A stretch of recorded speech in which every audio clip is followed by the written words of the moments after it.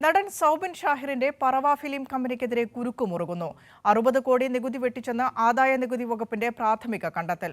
പണത്തിന്റെ ഉറവിടം അന്വേഷിക്കും. സൗബിനെ വിശദമായി ചോദ്യം ചെയ്യാനൊരുങ്ങി ആദായ നികുതി വകുപ്പ്. മഞ്ഞുമ്മൽ ബോയ്സ് സിനിമയുടെ വരുമാനം കേന്ദ്രീകരിച്ച് ആദായ നികുതി വകുപ്പ് നടത്തിയ പരിശോധനയിലാണ് 60 കോടി നികുതി വെട്ടിപ്പ് നടന്നതായി കണ്ടെത്തിയത്.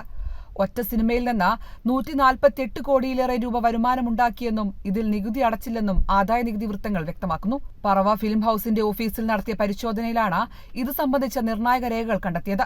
പണത്തിന്റെ ഉറവിടമടക്കം കണ്ടെത്താൻ സൗബിൻ ഷാഹിറിനെ ഉടൻ ചോദ്യം ചെയ്യും. 7 കേന്ദ്രങ്ങളിലാണ് ആദായ നികുതി വകുപ്പിന്റെ പരിശോധന നടന്നത്. വിതരണ കമ്പനിയായ പുല്ലേപ്പടിയിലെ ഡ്രീം ബിഗിലും പരിശോധന നടന്നിരുന്നു. ഇരു നിർമ്മാണ കമ്പനികൾക്കും കേരളത്തിലെ ഒരു സ്വകാര്യ ധനകാര്യ സ്ഥാപനമാണ് പണം നൽകിയതെന്നാണ് ആദായ നികുതി വകുപ്പ് നൽകുന്ന സൂചന. ഇതിൽ അനധികൃതമായ ഇടപാടുകൾ നടന്നിട്ടുണ്ടെന്നും നിഗമനമുണ്ട്. പറവ ഫിലിംസിന്റെ പണ ഇടപാടുമായി ബന്ധപ്പെട്ട് നേരത്തെ ഇഡിയും കേസെടുത്തിരുന്നു. കൈരളി ന്യൂസ്, കൊച്ചി.